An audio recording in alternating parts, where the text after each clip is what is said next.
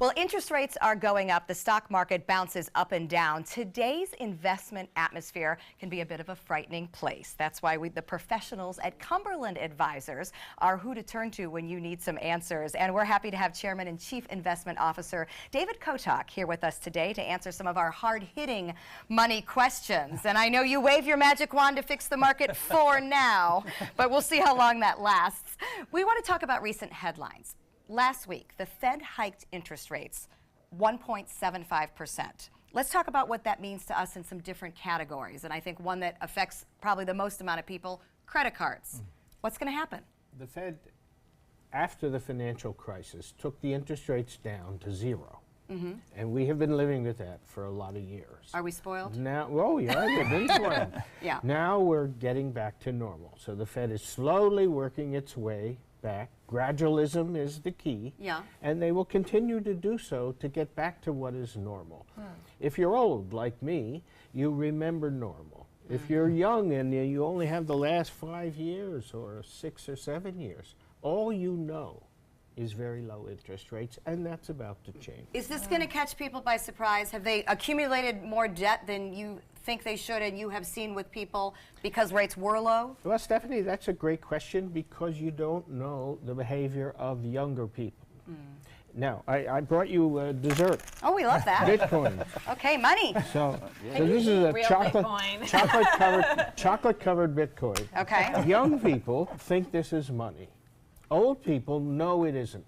It's got chocolate inside. That's the only tangible value. Good analogy. So where we go from here in economic terms as we try to get back to normal is a process. It's elongated. Yeah. And it's going to be bumps along the way because we've got this very unusual period of history. Okay, now what about mortgages? Because if interest rates go up, our mortgage rates go up. Is that going to catch some people by surprise? Right? Well, it's already started, Yeah. exactly. So if you raise the price of borrowing to buy a house, at the margin, somebody can't qualify for the mortgage. So these are the trade-offs when you have a long period of low interest rates.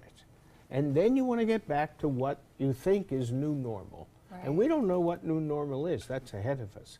So that's one of the concerns investors have to deal with. There must be a positive, though. Will savings accounts and things like that start to see better returns? Sure. Savings account rates will go up. For the first time, we'll have incentives for savers. We haven't had that for a lot of years.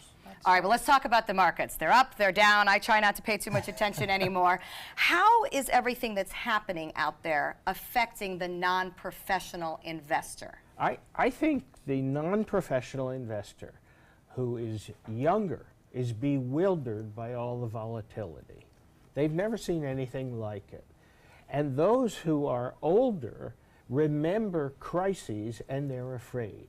And so you have a real mix in the investor community. They don't know what to do. Right. You know, and by the way, they have good reason. We have never been in a situation like this before. Are we going to have a trade war? We got a new tax bill. We're repatriating money. What does that mean? What's the budget going to do? There's so many questions. Every day there's a new announcement that affects stocks. They go up, they go down. I was going to say, and I don't necessarily know what those announcements mean for my investment. So what is your professional advice to those of us who are biting our nails daily? Well, one, don't give up, and Bitcoin is a high-risk proposition. Okay. Eat a lot of chocolate. Better to eat the chocolate. Well, better to eat the chocolate, right. The second thing is this.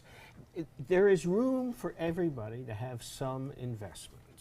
You need to spread them around. Diversification is the magic word. So you have to own a little bit of the stock market. You have to own some bonds. You have to own some real estate. You have to think it through. Don't put all the eggs in any basket. No basket is good forever. We've been talking a lot about taxes and law changes that are coming up. We love our Suncoast community so much. What do some of these changes mean for government entities or things like the hospital, the airport, the schools? Right. We've had tax law changes.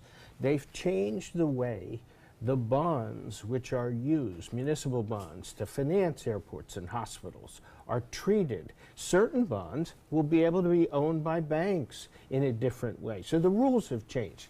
When you change the rules, you change the system. It takes time to absorb them, and the benefits of them will appear in communities all over the United States, and particularly in the Suncoast as well, over time. it's a big change.